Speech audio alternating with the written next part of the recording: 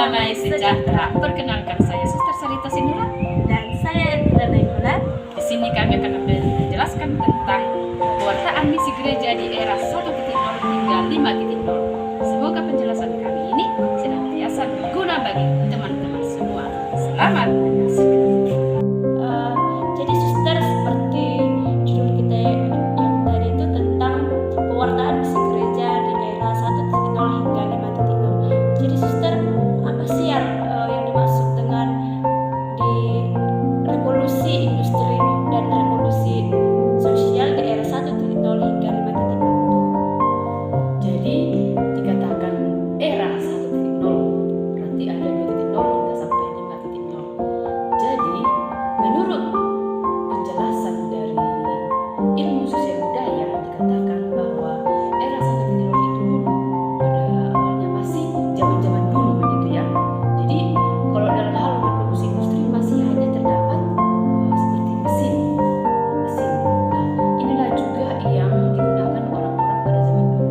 Dan orang-orang juga pada saat itu, pada revolusi sosial itu, pada saat itu masih hanya berburu.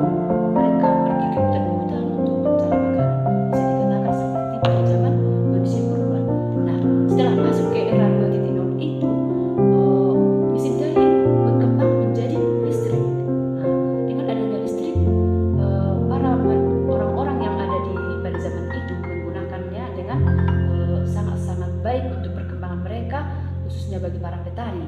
Jadi dalam revolusi sosial itu juga para petani sudah menggunakan alat-alat listrik begitu, karena penduduk juga sudah semakin bertambah dari yang sebelumnya. Mereka juga sudah mempunyai komunitas-komunitas. Nah, kalau seperti zaman dulu masih hanya hidup sendiri, jadi dengan adanya perkembangan waktu dan teknologi tadi, itu sudah sangat mempengaruhi kehidupan sosial maupun industri bagi kehidupan manusia. Nah, setelah dari 2.0 masuk ke 3.0. Di 3.0 ini juga muncullah yang namanya teknologi seperti alat-alat komunikasi. Nah, dengan adanya alat komunikasi ini, manusia juga sudah semakin saling mengenal satu dengan yang lain, karena seperti munculnya telepon. Walaupun telepon zaman dulu masih hanya seperti putar-putar gitu ya, pergi ke warung telepon. Nah, itulah awalnya dulu. Tapi alat ini sudah sangat membantu kehidupan manusia.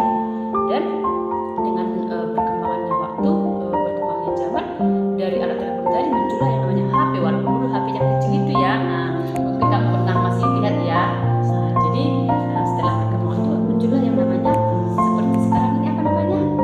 Seperti Android. Android. Maka bisa lagi bervideo call ya. Kita di sini bisa ngomong di Papua, bisa ngomong ke Sulawesi dan di mana-mana. Jadi karena jaringan komunikasi itu tadi mempengaruhi kehidupan manusia. Nah, bagaimana itu terjadi? Zaman pada saat itu kan kehidupan manusia itu tadi masih hanya ada yang sendiri, ada yang berkelompok-kelompok, bahkan suku juga tidak saling mengenal. Jadi suku Batak, suku Batak Karo, suku Rumun, dan suku-suku lain itu dulu mereka masih hidup berkelompok-kelompok.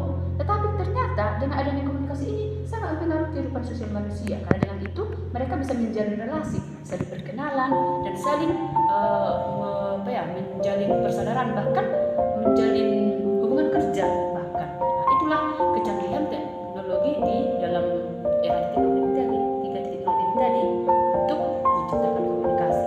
Nah, langkah berikutnya masuk lagi ke 4.0. 4.0 ini mulailah muncul yang namanya otomatisasi.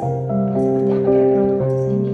Menurut yang saya ketahui, otomatis ini ternyata muncul alat transportasi yang apalah namanya itu ya, bisa berjalan gitu dibilang, atau tanpa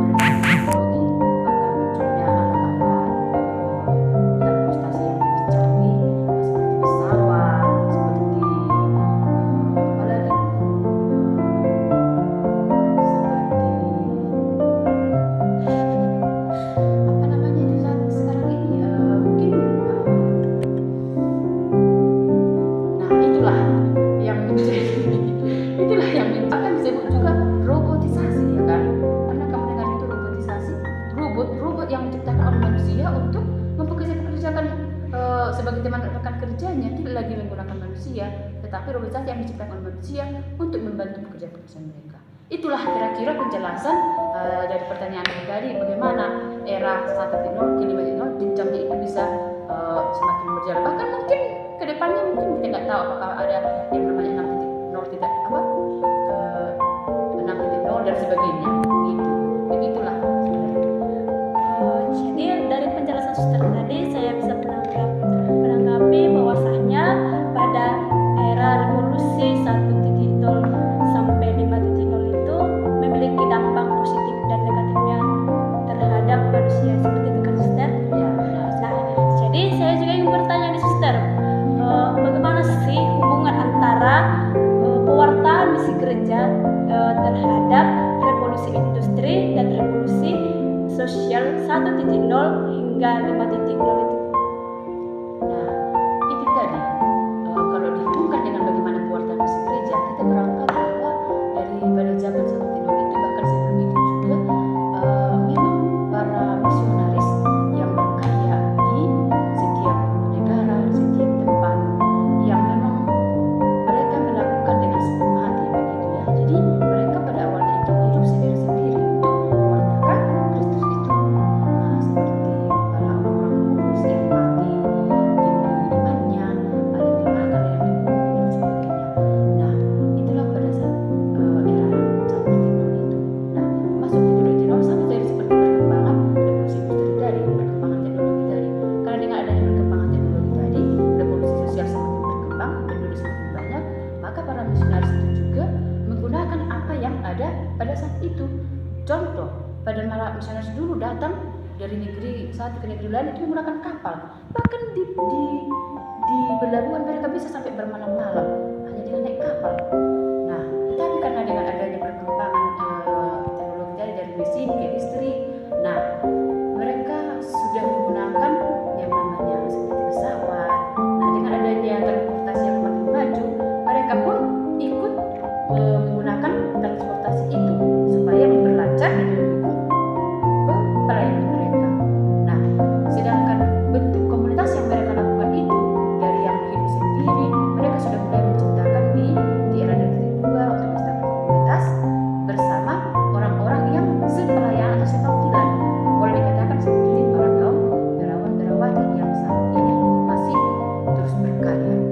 Jadi walaupun mereka merasa tertindas pada zaman-zaman dulu ya, mereka tertindas, bahkan mereka masih sempat dijajah oleh orang-orang Belanda, orang Jepang, tetapi mereka karya mempelai mereka tetap terus berjalan. Karena apa? Karena mereka tahu bahwa masih banyak orang-orang yang belum mengenal Tuhan.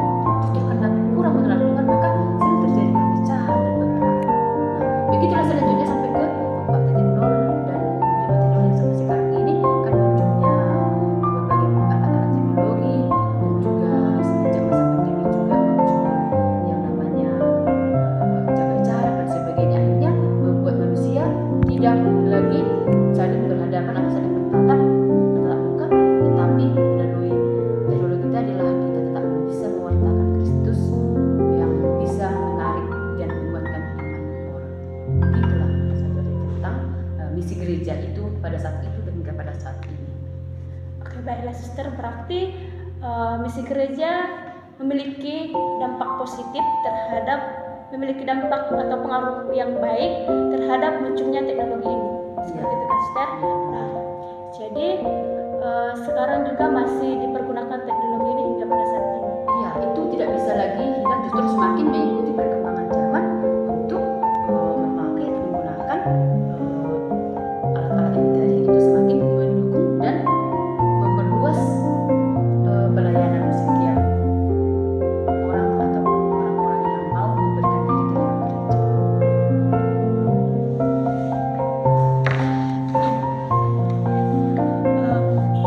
Demikianlah hasil dari penjelasan kami tentang pewartaan misi gereja pada revolusi sosial dan industri di era 1.0 hingga 5.0. Jadi terima kasih suster atas penjelasannya tentang pewartaan misi gereja di era 1.0 hingga 5.0. Semoga Semoga bagi teman-teman semua yang telah mendengarkan penjelasan kami ini bisa bermanfaat sebagai pengetahuan bagi kita semua. Terima kasih. Shalom. Jadi terima kasih Suster atas penjelasannya tentang pewartaan misi gereja di era 1.0 hingga 5.0.